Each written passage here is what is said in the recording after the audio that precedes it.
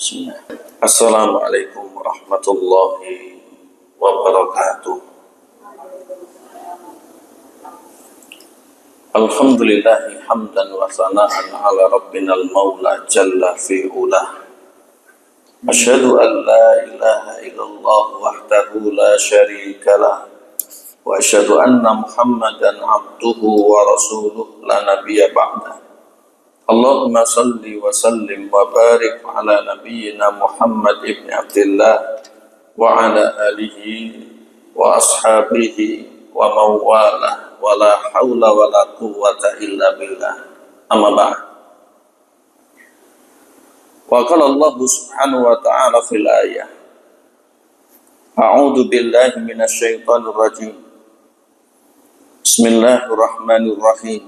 Ya ayyuhan nas, ittaqu rabbakumul ladzi khalaqakum min nafsin wahidah wa khalaqa minha zawjaha wa batha minhuma rijalan katsiran wa nisaa'a wattaqullaha alladzi tasaaluna bihi wal arham innallaha kana 'alaikum raqiba. Wa qala Rasulullah nabiyuna Muhammadun sallallahu alaihi wasallam fi haditsih, ittaqillaha haitsu ma kunta wa atbi sayyatal hasanata tamhuha wa khaliqin nasa bi khuluqin hasan. Rawahu Tirmidzi. Yang kami hormati, yang kami muliakan, seluruh ibu-ibu kaum muslimat, keluarga besar Majelis Taklim Masjid Al-Ukhuwah yang berbahagia.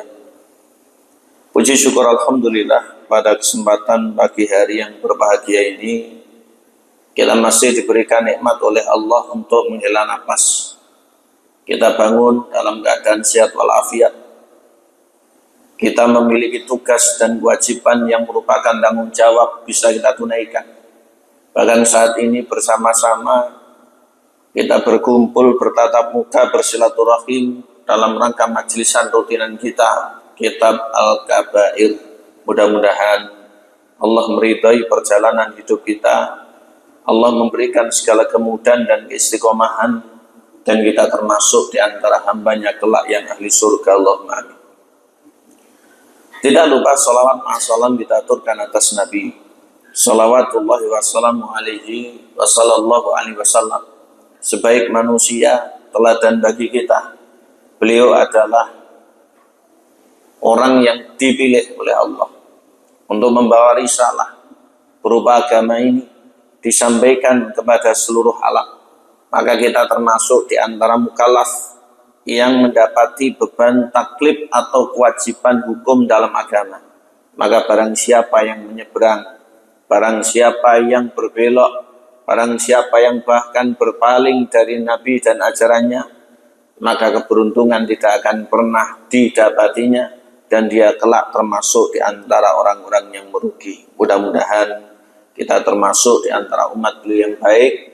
Kita kelak diberikan syafaat oleh beliau dengan izin Allah dan dirahmati Allah sehingga bisa masuk surga bersama dengan beliau. Afdhalus sholati wa taslim. Allahumma amin. Bapak Ibu yang berbahagia, melanjutkan rutinan kita masih terkait dengan kedzaliman al-kabiratu sadisah wal isrun. Dosa besar yang ke-26 dalam kitab Al-Kabair adalah kedzaliman. Sudah kita pelajari beberapa firman Allah, di antaranya surat Ibrahim mulai ayat 42 sampai dengan 45. Betul Ibu ya? Betul Mbak? Kemudian surat Asy-Syura ayat 42, dan terakhirnya surat Asy-Syu'ara ayat 227, dan menyela itu ada surat Hud ayat 102 ya, surat Hud ayat 102. Kata Imam Adz-Dzahabi, Al-kabiratu sadisatu wal isrun, dosa besar yang ke-26, al-dzulmu, kedzaliman. bi akli amwalin nasi wa akhdhiha dzulman, dengan memakan atau menyerobot harta orang lain secara zalim. Wa dzulmun nasi bid-darbi wasyatmi wa ta'ati wal istitalah ala du'afa, dan kedzaliman kepada manusia secara umum bisa dengan mencederai fisik atau mencela atau dan yang lain sebagainya, termasuk menindas yang lemah. Kita berlindung kepada Allah karena kedzaliman yang melibatkan orang lain itu tidak akan dimaafkan, tidak akan diterima taubatnya sebelum urusannya beres di dunia. Maka sebagaimana faedah yang sudah kita sampaikan pada bulan yang lalu dalam kitab Syarh Sunnah dikatakan, Imam Hasan Al-Basri dan Imam Qatadah menyampaikan dolim ada 3 macam. Masih ingat Ibu? Yang pertama, dolimnya hamba kepada Allah dengan melakukan kesyirikan. Yang kedua, dolim terhadap sesama dengan merugikan. Yang ketiga, dolim terhadap diri sendiri dengan bermaksiat. Maka yang pertama kita bertobat kepada Allah, yang ketiga kita bertobat juga insaf, dan kita banyak-banyak muhasabah diri kita. Adapun yang kedua, urusan harus selesai di dunia. Yang melibatkan orang lain, urusan harus selesai di dunia. Kembali kepada kitab. Disampaikan dalam kitab oleh Imam Dhabi riwayat-riwayat yang banyak. Di antaranya dalam hadis riwayat Imam Muslim dari Abu Dzar Al-Ghifari radhiyallahu anhu. Hadis ini panjang. Ada dalam kitab Arba'innya Imam Nawawi. Di antara potongan hadis yang panjang tersebut, bahwasanya Nabi meriwayatkan dari Allah Subhanahu wa ta'ala, yaitu hadis qudsi. Allah berfirman, ya ibadi inni haramtu dzulma ala nafsi wa ja'altuhu bainakum muharraman fala tadzalamu. Ya ibadi, wahai para hambaku. Allah itu memaklumatkan dirinya Tuhan. Ini sejatinya aku haramtu dzulma, mengharamkan kedzaliman ala nafsi, atas diriku. Tidak pernah satu kali pun Allah itu mendolimi hambanya. Tidak pernah. Wa ja'altuhu bainakum muharraman, dan aku menjadikan dolim di antara kalian itu haram. Berarti haram niku mboten parang.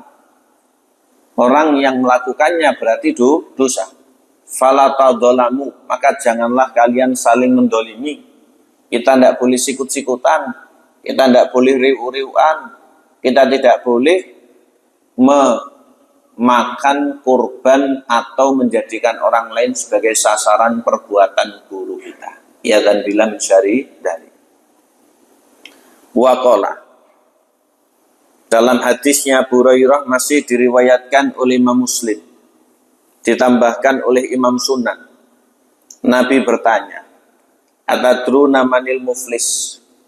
Di khalayak begitu para sahabat ditanya oleh Nabi, siapa menurut kalian orang yang bangkrut itu? Orang yang bangkrut menurut kalian siapa? Apakah kalian tahu orang yang bangkrut itu? Berarti bangkrut ini sudah menjadi bahasa sejak dulu sampai dengan hari ini. Dan bangkrut di dunia ini banyak dihindari oleh orang. Walaupun mungkin kita ada yang pernah bangkrut dulu. Enten ibu. Ibu ada yang jualan. Ibu ada yang punya usaha. Ibu ada yang punya aktivitas dan yang lain sebagainya. Bangkrut. Bisa jadi pernah. Tapi hasilnya nggih luwih kathah. Maka bangkrut itu adalah bentuk ujian Allah yang dibalik itu pasti ada hikmah. Walaupun bangkrut ini takdir yang buruk, tapi enten hikmah. Pun sampai kita kufur nikmat atau memberontak terhadap takdir, karena dikapa-kapakan nak dewi ini kalah. Ya. Dan Allah itu maha adil. Nabi bertanya kepada para sahabat, menurut kalian siapa orang yang bangkrut? Qalu, para sahabat menjawab, ya Rasulullah, al-muflisu fina man la dirhama lahu wala mata. Rasul, orang yang bangkrut di mata kami, orang yang bangkrut menurut kami, dia yang tidak punya uang, tidak punya pula harta. Dia yang tidak punya uang, tidak pula punya harta. Tidak punya uang, kalau punya digunakan untuk usaha itu bisa tekor karena katut gulung tikar. Orang yang bangkrut di dunia disampaikan seperti itu oleh para sahabat. Ini tidak salah. Nabi mengajak berpikir. Jadi Nabi itu kalau bersabda ngajak berpikir. Di antaranya hadis ini. Ketika para sahabat menyebutkan bangkrut itu dengan tekor, maka Nabi menggiring kepada pemahaman secara agama. Kalau di dunia bangkrut tidak masalah. Di dunia bangkrut masih ada kesempatan. Dunia bangkrut ini memang tempat ujian. Tapi kalau sampai di akhirat bangkrut, iya dan bilang sari tadi. Kalau jenengan nuwun dumateng ngarsipun Allah berlindung kersane mboten termasuk golongan mereka. Bangkrut di akhirat, dunia sudah kukut. Tidak bisa lagi orang berbuat agar nanti bisa mendapatkan keberuntungan dengan laba pahala yang banyak, betul sakit. Karena bangkrutnya itu di dunia, ketika di akhirat nanti dia tidak mendapatkan pahala dan yang lain sebagainya. Tapi kalau bangkrutnya di dunia duniawi, itu masih ada kesempatan selama hayat dikandung badan. Nabi bersabda, innal muflisa min umati, sejatinya yang bangkrut dari kalangan umatku. Lah kita ini umatnya Nabi. Kita ini derek Kanjeng Nabi masih terancam dengan kebangkrutan. Kenapa?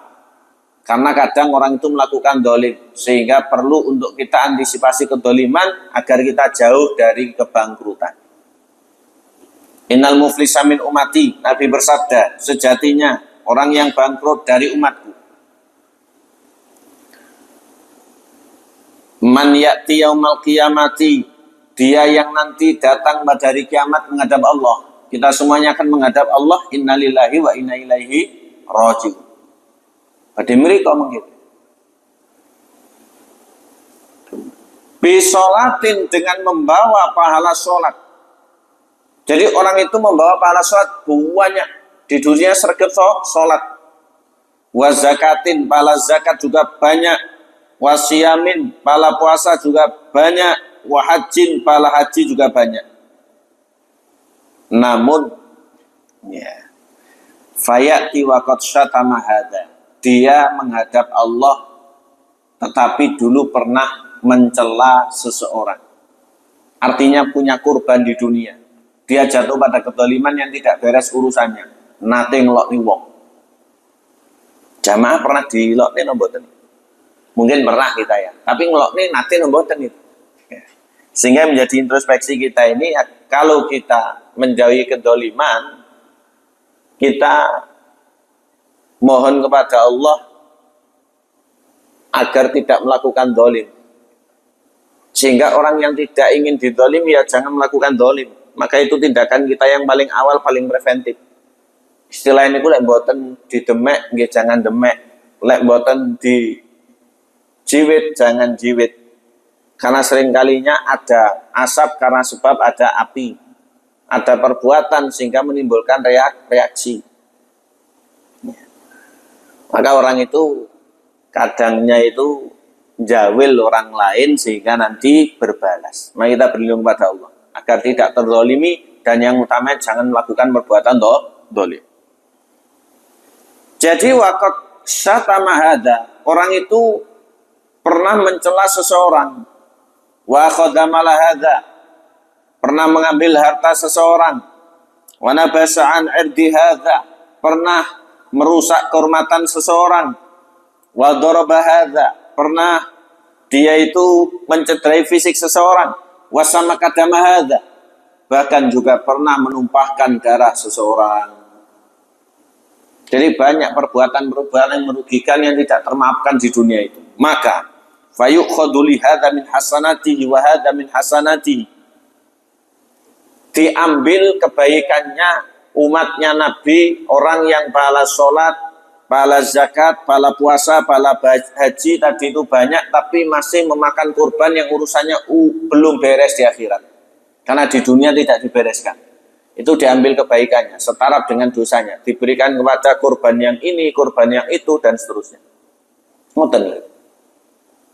Maka, ya. Fa'in faniyat hasanatuhu qabla an yuqdama alaihi. Kalau pahalanya ternyata tidak cukup, diberikan sesuai dengan taraf perbuatan dolimnya dulu di dunia, masih kurang.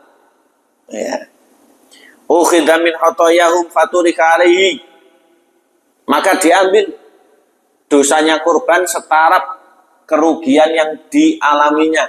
Jadi seberapa prosentase atau seberapa banyak perbuatan dolimnya orang itu diambil dosanya kurban ditimpakan kepada tadi umatnya Nabi yang banyak pahalanya tapi sudah tekor bangkrut itu.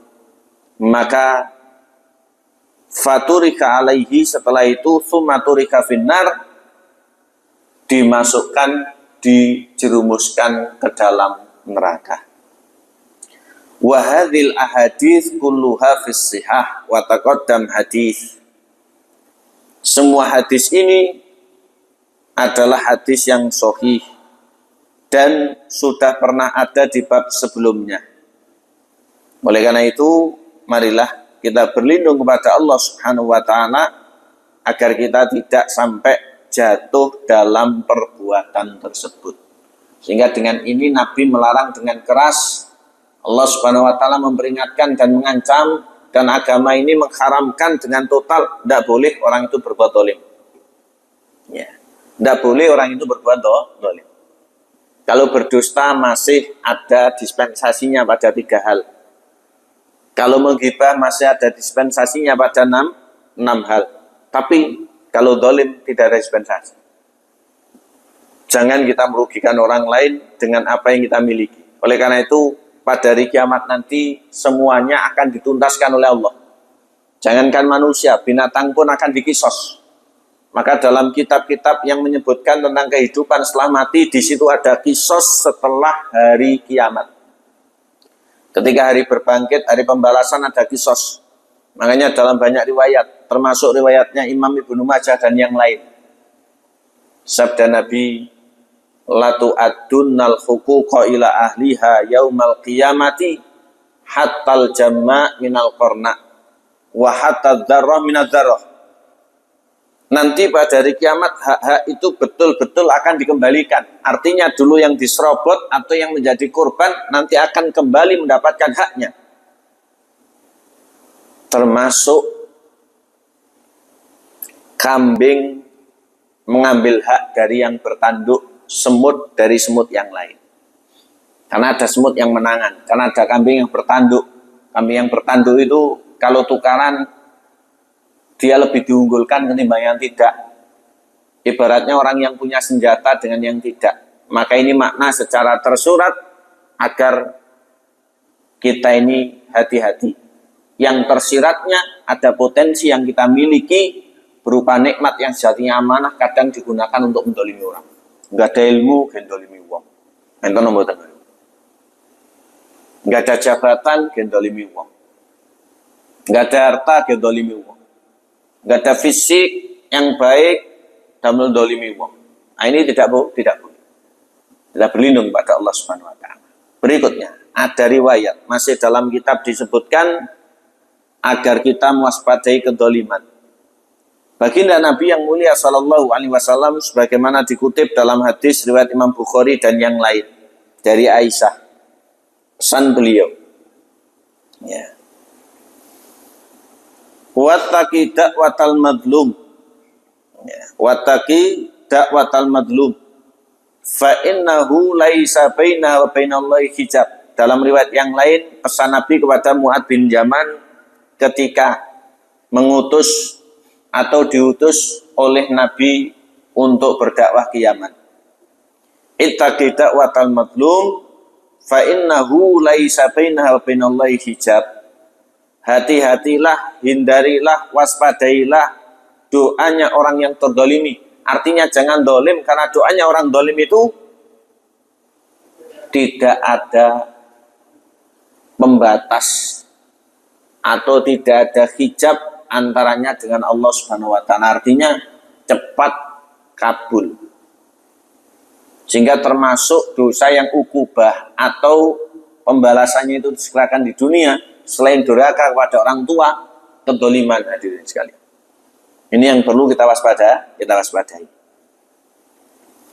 Selanjutnya, dalam hadis yang lain disampaikan oleh Aisyah sebagaimana dalam riwayat Imam Bukhari, Imam Muslim menyebutkan sabda Nabi, man dhalama qida shibrin minal ardi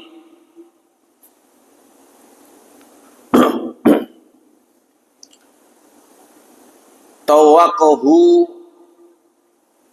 min sab'i ardin yaumal qiyamati. Barang siapa yang zalim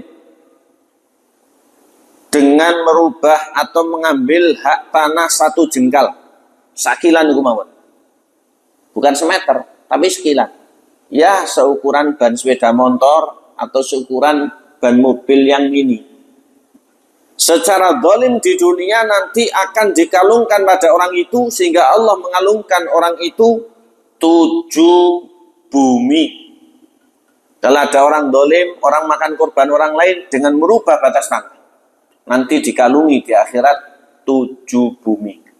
Tidak bisa kita bayangkan bagaimana soror kosone orang-orang yang makan hak orang lain. Dan ini terjadi baik dalam level kecil maupun skala besar. Dalam skala besar Allah nanti Subhanahu wa taala yang akan membalas. Dalam skala kecil pun juga demikian.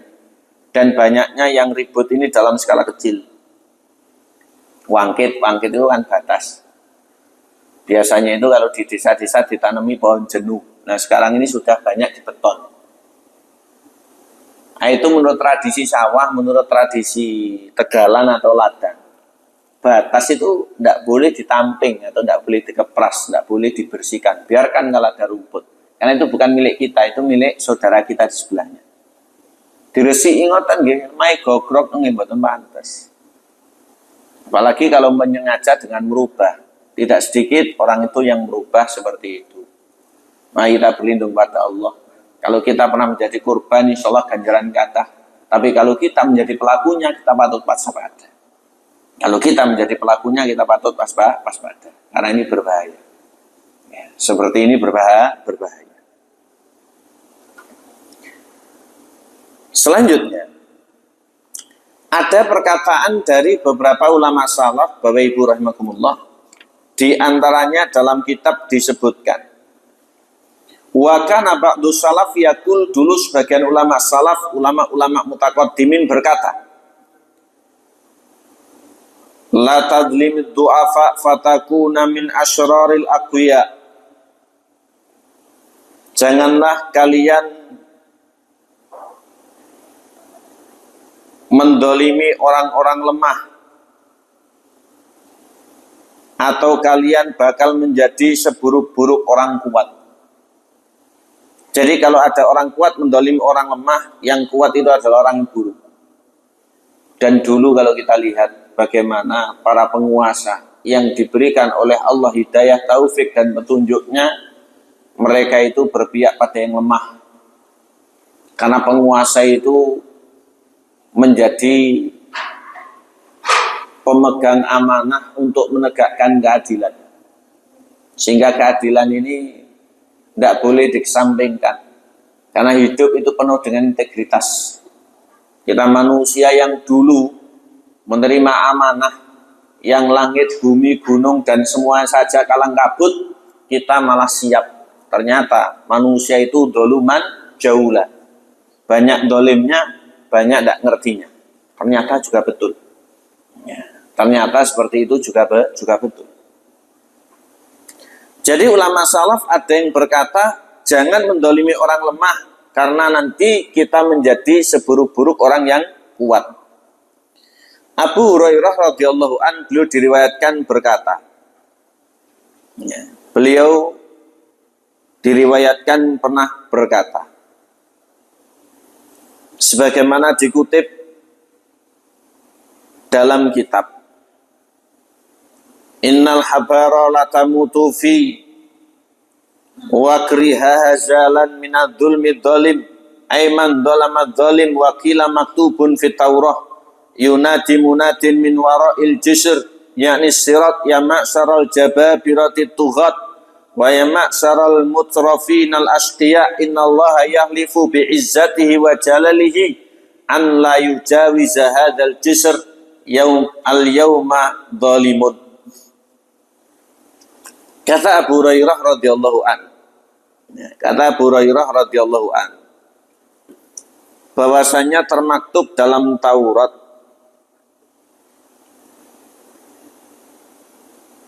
yang bunyinya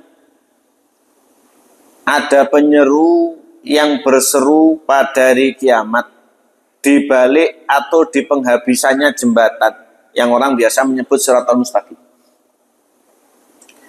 Wahai kalian para penguasa yang melampaui batas kedolimannya, wahai kalian orang-orang kaya yang sombong lagi dolim, sesungguhnya Allah bersumpah dengan kemuliaan dan keagungannya, tidak boleh melintas di sini hari ini orang yang dolim, terancam masuk ke dalam neraka. Disebutkan dari Jabir radhiyallahu anhu dalam hadis yang diriwayatkan dalam kitab Sunan, lamma raja'at muhajiratul Habasyah amal fathi la Rasulillah sallallahu alaihi wasallam qala, ketika para wanita yang hijrah ke Habasyah di saat tahun penaklukan Mekah kembali, maka Nabi yang mulia sallallahu alaihi wasallam berpesan, ala tukhbiruni bi'ajabi ma ra'aitum bi ardil Habasyah. Apa yang bakal kalian beritahu saya yang membuat kalian takjub dan kagum dari negeri Habasyah itu? Faqala fityatun kanu minhum. Maka pemuda itu atau dari kaula mudanya berkata, bala ya Rasulullah, baina manahnu yauman julusun, betul wahai Rasul, di satu hari kami duduk-duduk, itmarat bina ajuzun min ajaizihim tahmilu ala ra'siha qilat min ma'. Ada seorang sepuh dari para sesepuh di sana yang membawa di atas kepalanya sedikit air. Famarat bifataminhum fajala idayadaihi baina katifaiha thumma dafaha fakharatil mar'ah ala rukbataiha wan kasarat keladaha.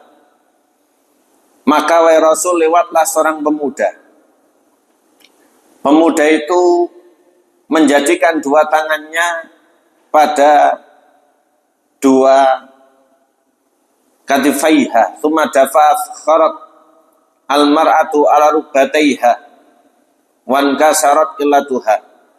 Maka dikatakan ketika tangan pemuda itu ditujukan kepada tubuh wanita itu tadi atau tubuh orang tersebut tadi itu, maka orangnya akhirnya bisa naik pada kendaraannya. Falamma qamat iltafattu ilaihi thumma qalat saufa ta'lam ya ghadir idza wada'allahu al-kursi wa jama'allahu al-awwalina wal akhirin ay wal akhirin wa takallamtul aid wa takallamatil aidi wal arjul bima kanu yaksibun. Ketika wanita tadi itu dikenai tubuhnya oleh pemuda itu, kemudian akhirnya jatuh dan pecahlah apa yang berada di kepala berupa sedikit air, kemudian ditoleh oleh orang yang menyampaikan kepada Nabi. Kata wanita tua tadi, ketahuilah engkau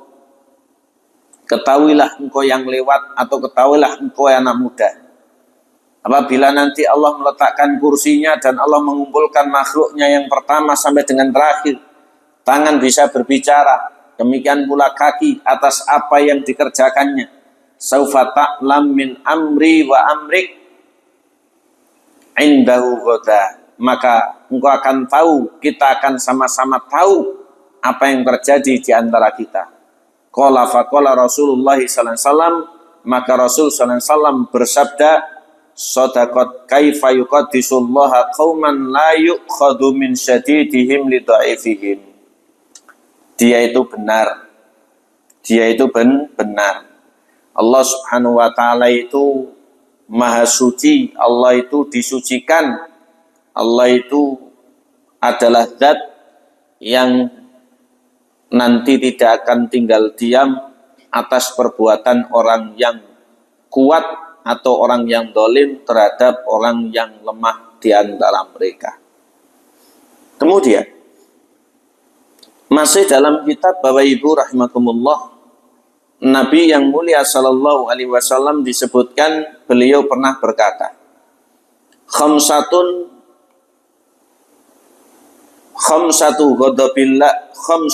ghadabullahu alaihim insya'amda ghadabuhu alaihim fid dunya wa illa amara bihim fil akhirah ilan nar. Ada 5 perkara yang Allah memurkainya apabila Allah menghukumnya di dunia itu terjadi, namun apabila tidak dibiarkan nanti sampai masuk ke dalam neraka. Yang pertama, amiru qaumin ya'khudhu haqqahu man ra'iyatahu walayan sifahum min nafsihi walayadfa'u dhulma anhum. Yang pertama adalah pimpinan satu kaum atau penguasa satu kaum yang mengambil haknya, yaitu hak rakyatnya, namun dia tidak membantu orang-orang yang terdolimi di antara mereka. Wa za'imu qaumin yuti'unahu wa la yusawi bainal qawi wad dha'if. Yang kedua adalah orang-orang terpandang dari satu kaum, namun mereka adalah tidak membela orang-orang yang lemah di antara yang kuat. Wa yatakallam bil hawa, dan ucapannya penuh dengan hawa nafsu. Yang ketiga, warajulun layak muru ahlahu wa waladahu bi ta'atillah wa la yu'alimahum amra dinihim. Orang yang tidak menyuruh keluarga dan anak turunnya mentaati Allah serta tidak mengajari agama. Yang keempat, warajulun istajara ajiran fastaufa minhul amal walam yufihi ajratahu. Yang keempat, orang yang menyewa pegawai atau pekerja, namun ketika selesai dari melakukan pekerjaan tidak memberikan upahnya. Yang kelimanya, warajulun dolama imra'atan sodaqoha, orang yang mendolimi wanita yang menjadi istrinya atas maharnya, jadi tidak diberikan maharnya. Ini yang kelima. Maka dari 5 ini kita berlindung pada Allah. Laki-laki maupun perempuan sama, hanya saja laki-laki lebih berat, lebih banyak tanggung jawabnya. Karena laki-laki itu bisa jadi zalim kepada istri, kepada keluarga, dan kepada yang lainnya. Walaupun tidak menutup kemungkinan istri juga demikian. Intinya sama-sama berpotensi untuk zalim. Kita menjauhi perbuatan zalim agar Allah tidak menghukum kita dengan 5 atau salah satu dari 5. Dan yang dihukum oleh Allah Subhanahu wa taala, kalau di dunia ini lolos, nanti di akhirat akan dimasukkan ke dalam neraka. Selanjutnya disebutkan masih dalam kitab dari Abdullah bin Salam, beliau berkata, kata Imam Zahabi, Inna Allah Ta'ala lamma khalaqal khalqa wastau ala aqdamihim rafa'u ru'usahum ila sama. Ketika Allah Subhanahu wa taala mencipta ciptaannya, kemudian Allah Subhanahu wa taala mengkondisikan ciptaannya di bawahnya, maka ciptaannya tersebut mengangkat kepala ke atas. Wa qalu, mereka berkata, ya Rabb, man anta? Wahai Allah, wahai Tuhan, bersama siapa engkau? Qala ma'al madlum hatta yu'addi ilaihi haqqahu ayu addaila haqqahu. Aku bersama orang yang didolimi sampai haknya kembali padanya. Ya. Orang yang didolimi itu bolanya Allah Subhanahu wa ta'ala. Ini kata Abdullah bin Salam. Abdullah bin Salam ini adalah sahabat Nabi karena Yahudian, dulu pernah beragama Yahudi. Ya. Ini sahabat Nabi dari kalangan Ansor. Karena beliau memang asli orang Madinah. Abdullah bin Salam ini masuk Islamnya setelah Nabi berhijrah, bukan sebelum hijrah. Di antara ketertarikannya adalah Nabi itu dari namanya sudah bagus, yang membuat penasaran ketika banyak yang menyambut, beliau adalah orang yang low profile. Sampai yang nyambut itu keliru. Abu Bakar yang dianggap Nabi, ternyata Nabinya adalah Nabi itu yaitu Rasulullah, bukan yang satunya. Yang satunya adalah Abu Bakar. Kemudian ketika bertemu khalayak di Madinah yang saat itu namanya Yathrib, beliau berkata, ya ma'syaron nas, ya ayuhan nas. Dalam riwayatnya Imam Tirmidzi, afsus salam bainakum, wahai manusia, tebar salam di antara kalian. Ya. Wa'ad imu ta'am, dan bagilah makan. Wasilul arham, serta sambunglah kerabatan. Wasallu billaili wan nasu niyam, dan sholatlah di waktu malam saat banyak orang tidur. Tadkhulunal jannata bisalam, kalian masuk surga selamat. Hadis riwayat Imam Tirmidzi. Kemudian dalam kitab disebutkan hadirin dari Wahab bin Munabbih. Beliau berkata, Bana Jabarun al-Jababirah qasran wa sayyadahu. Jadi ada penguasa yang membangun sebuah istana, diperbagus. Faja'at ajuz faqirah. Maka datanglah seorang tua yang sangat miskin, sangat fakir. Fabanat ila janibihi kukhon ta'wi ilaihi. Maka dibangunlah satu bangunan di sampingnya, yang mana wanita yang sangat miskin tadi itu bisa berlindung tinggal di sampingnya. Faraqibal jabar yauman wa tafa haulal qasr. Satu ketika penguasa itu melintasi dan mengelilingi istananya. Fara'al kuh faqala liman hada. Kemudian penguasa itu melihat yang dibangun untuk wanita tadi itu, kemudian bertanya, karena ini dibangunkan. Faqila limra'atin faqirah ta'wi ilaihi. Maka penguasa tadi itu mendapat jawaban bahwasanya itu ternyata adalah miliknya seorang wanita yang digunakan untuk berlindung tinggal. Maka fa'amara bi fahadma, memerintahkan kepada rakyat atau kepada pegawainya untuk menghancurkannya. Fajatil ajuz farathu mahduman faqal. Kemudian wanita yang tua yang miskin tadi itu berkata ketika melihat apa yang ditinggalinya ini sudah hancur, man hadamahu, siapa yang menghancurkannya? Faqila al-malik, dijawab itu raja. Ra'ahu fahadamahu farafa'atil ajuz ra'sa ila sama. Kemudian ketika wanita ini sudah tidak kuat, kemudian melihat ke langit serta mengangkat tangan. Wa qalat ya Rabb, idalam akun ana hadirah fa'ina kunta anta.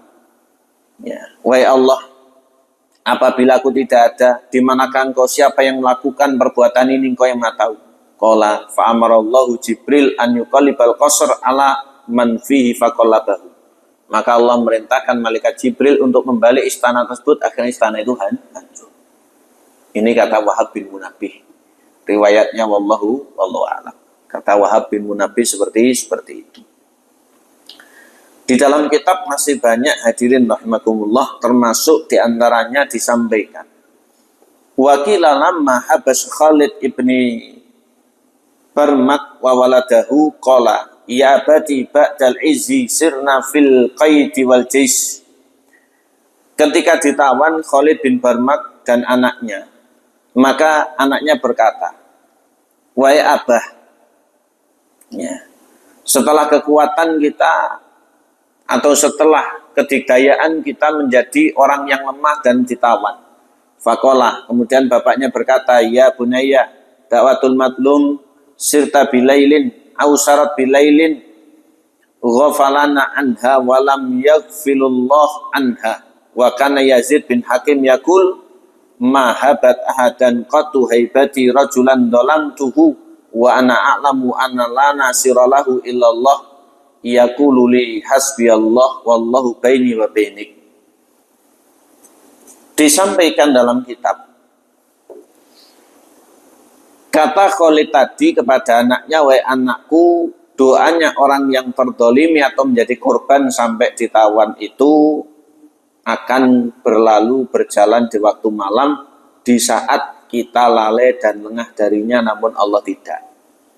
Kemudian ada perkataan dari orang dulu pula, yaitu Yazid bin Hakim, tidaklah ada seseorang yang pernah aku dolimi kecuali orang tersebut akan ditolong oleh Allah Subhanahu wa taala, karena dia berkata, cukuplah Allah yang menjadi pelindungku, Allah Subhanahu wa taala yang Maha tahu yang terjadi antara diriku dengan diri.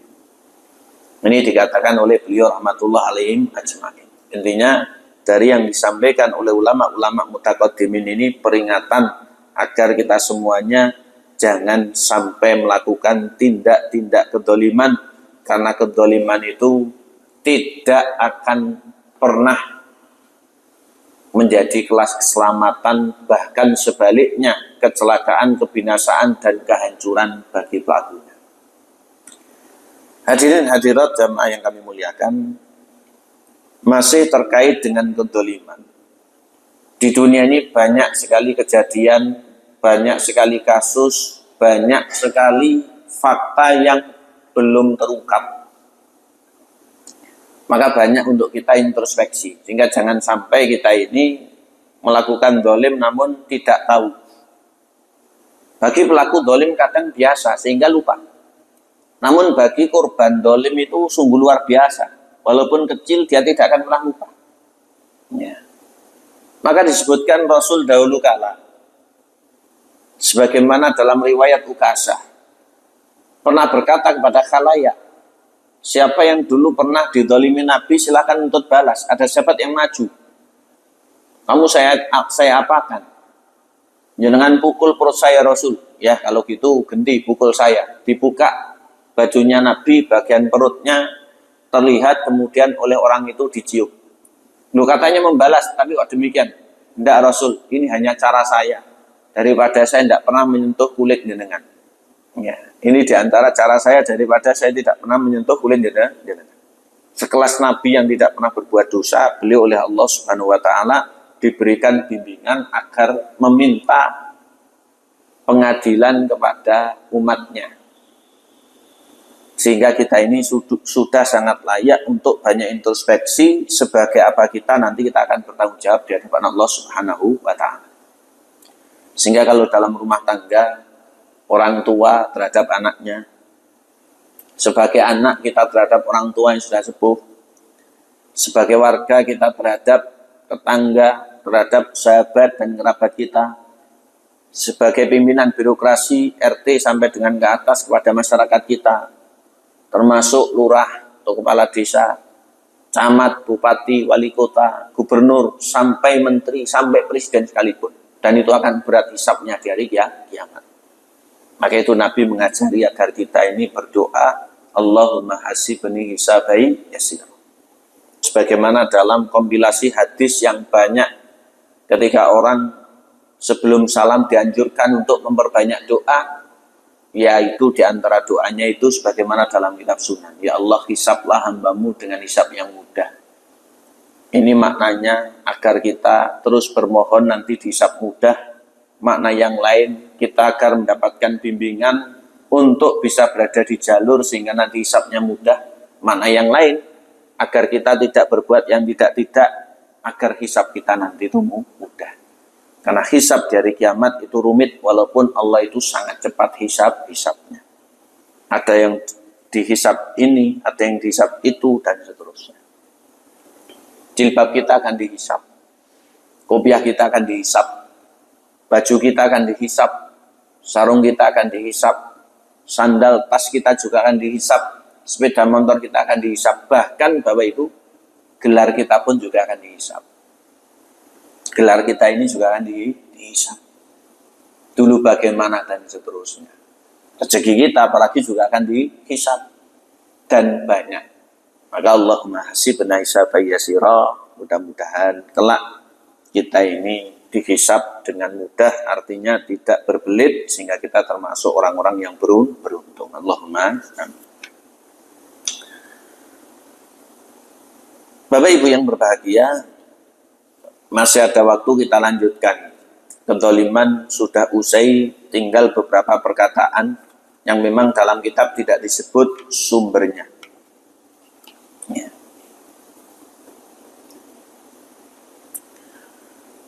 Kita lanjutkan sebagaimana dalam kitab Al-Kabiratus Sabi'ah wal Ishrun.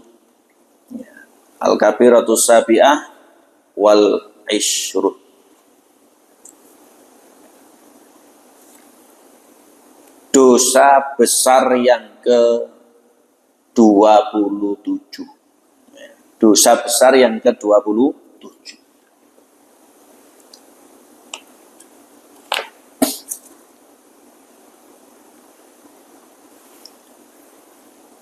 Sebagaimana dalam kitab, ya, dosa besar yang ke-27 yaitu aklul haram wa tanawuluhu ala ayyi wajihin kana.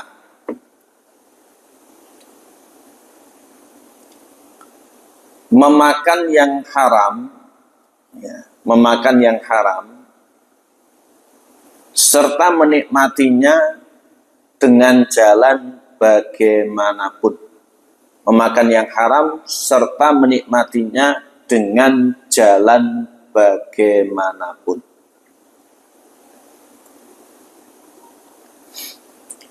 Qala Allah Ta'ala, Allah berfirman pada surat Al-Baqarah ayat nomor 188.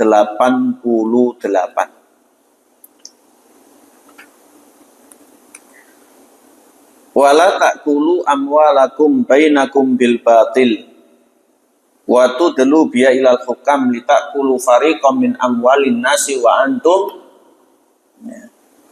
ta'lamu.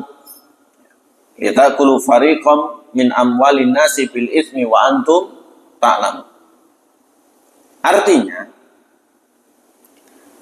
janganlah kalian makan harta di antara kalian dengan cara yang batil, yang tidak dibenarkan.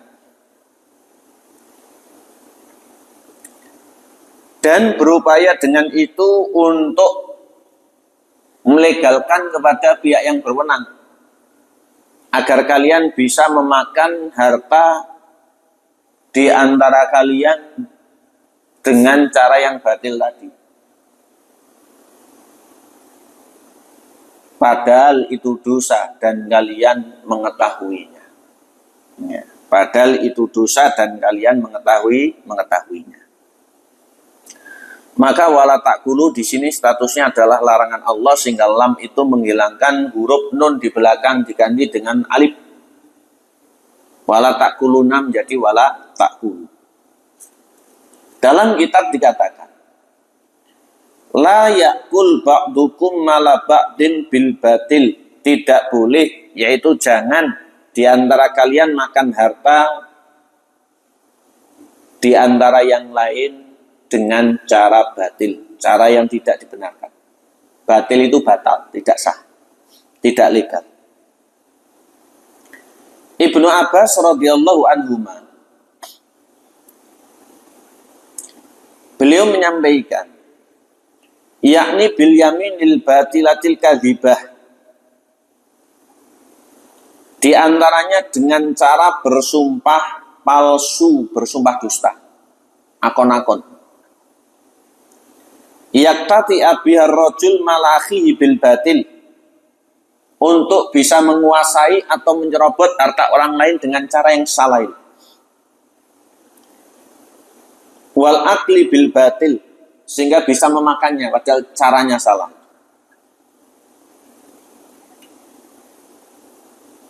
Selanjutnya, wal aklu bil batil ala wajhain, memakan dengan cara yang batil itu ada dua model. Ahaduma, yang pertama, an yakuna ala jihadid dzulm nahwil ghadab nahwil ghasab wal khiyanah was sarqah.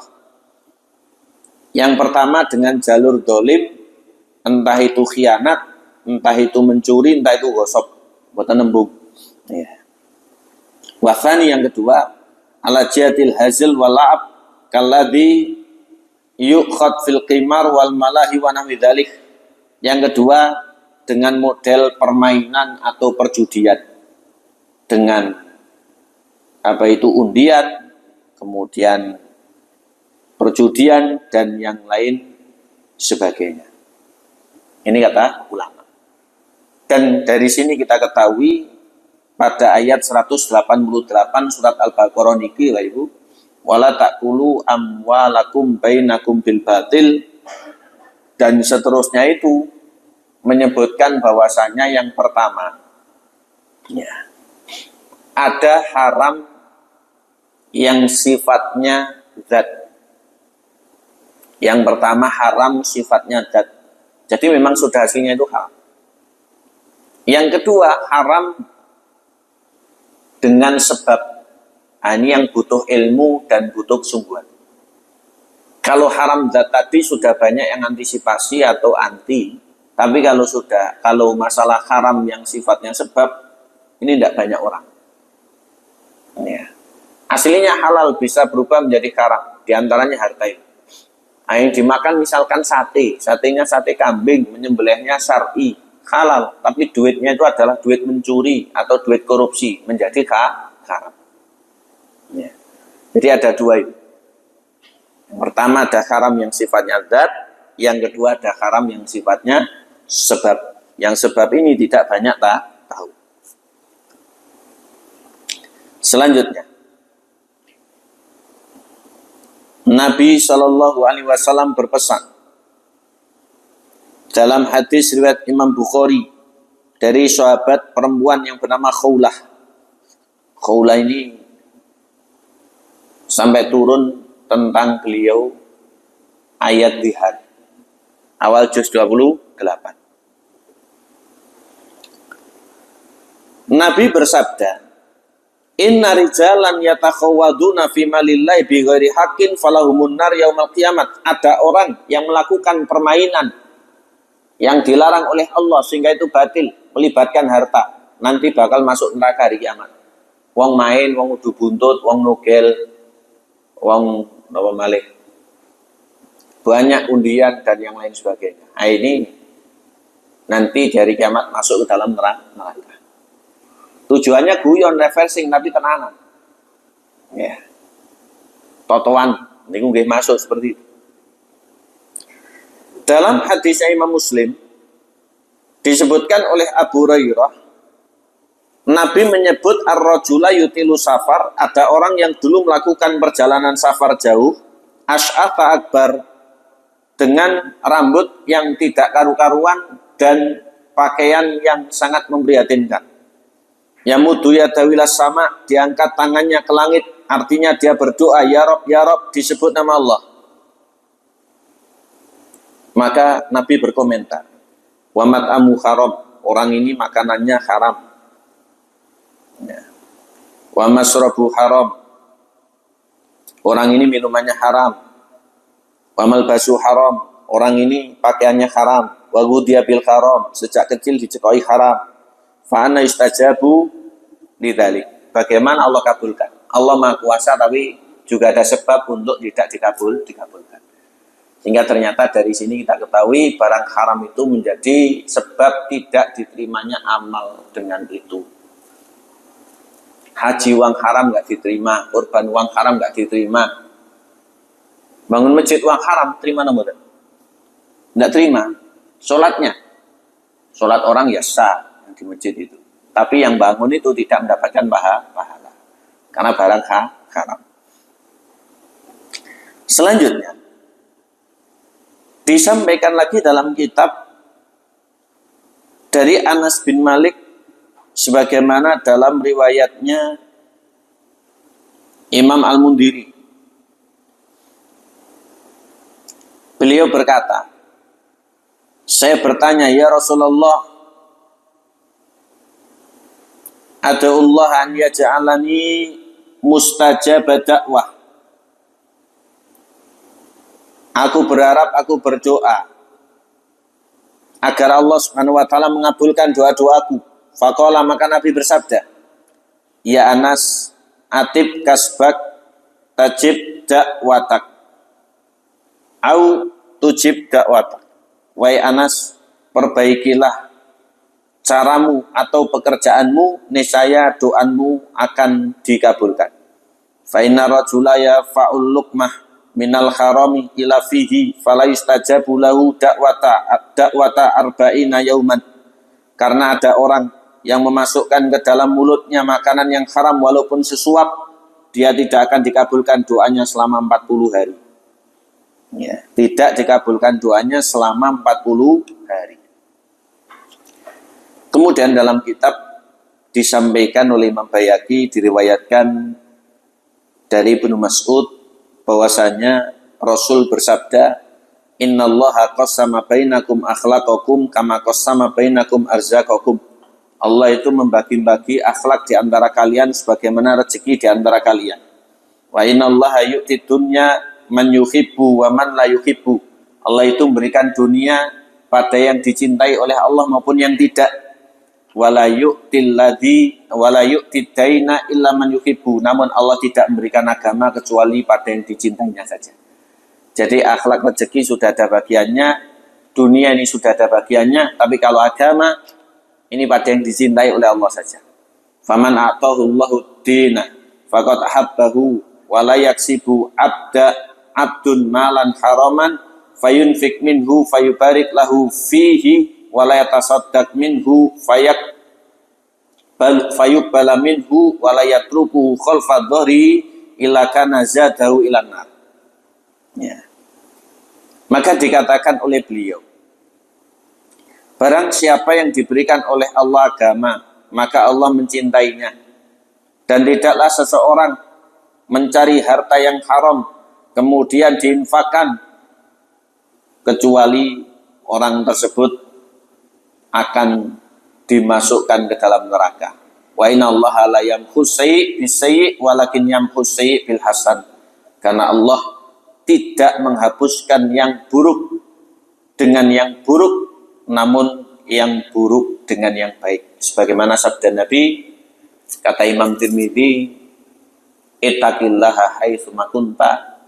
Pesan Nabi, bertakwalah dimanapun berada, wadbi sayyatal hasanata tamhuha, dan ikutilah keburukan dengan kebaikan, saya bakal menghapuskannya. Wa khaliqin nasa bi khuluqin hasan, serta berperangai atau berbudi pekertilah, berakhlaklah kepada manusia dengan akhlak yang mulia.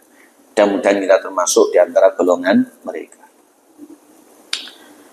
Hadirin hadirat rahimakumullah, Bapak Ibu yang kami hormati, hampir 1 jam kita bicarakan tentang lanjutan dosa zalim, kemudian memakan harta orang lain serta menikmati yang haram yang bukan miliknya dengan cara bagaimanapun, yaitu bisa jadi dengan langsung mencuri dan yang lain sebagainya, atau bisa jadi dengan permainan yang dilarang yaitu perjudian. Ini sama-sama tidak boleh. Maka kembali kepada dalil awal, Allah mengingatkan kita pada surat Al-Baqarah ayat 188. Itu hukumnya haram, resikonya adalah dosa karena bermaksiat kepada Allah Subhanahu wa taala. Mudah-mudahan kita dijauhkan oleh Allah dari yang demikian.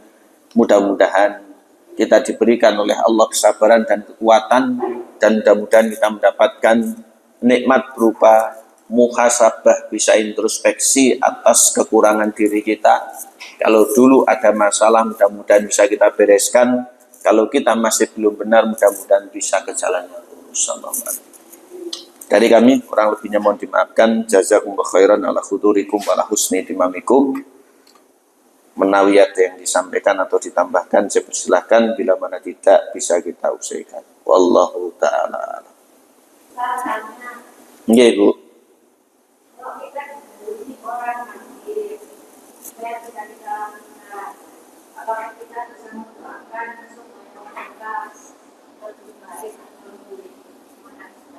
Iya.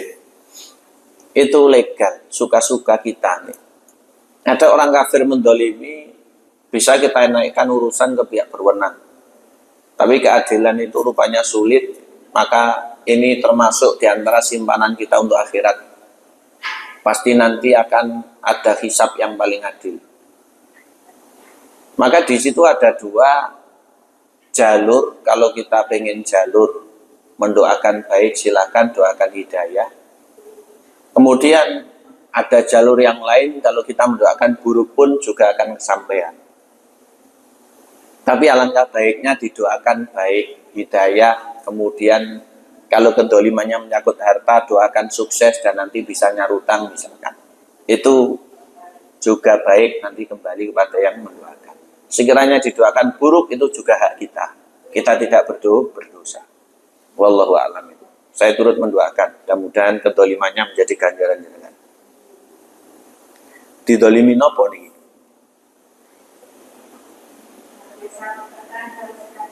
Dalam masalah? Oh, okay. Dalam hidup lingkungan. Okay. Jenengan doakan agar mendapatkan hidayah dan mendapatkan kesadaran. Dan jenengan doa gambar jenengan pribadi tambah sabar. Karena kita juga akan diuji dengan tetangga kita. Wallahu a'lam.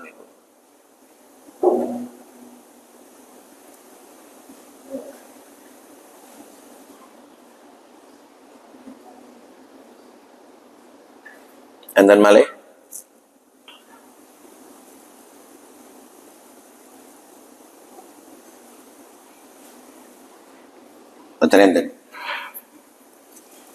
Baik, kalau tidak ada bisa kita cukupkan sampai di sini.